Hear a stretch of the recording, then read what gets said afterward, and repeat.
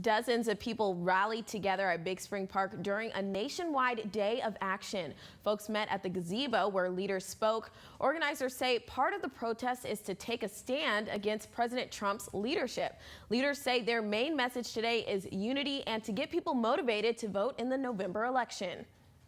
It's just been a really divisive pandemic type of climate, and it's not just pandemic and COVID, but pandemic and racial injustice and racial inequalities and social injustices that have been going on. Folks also marched in solidarity during the nationwide day of action.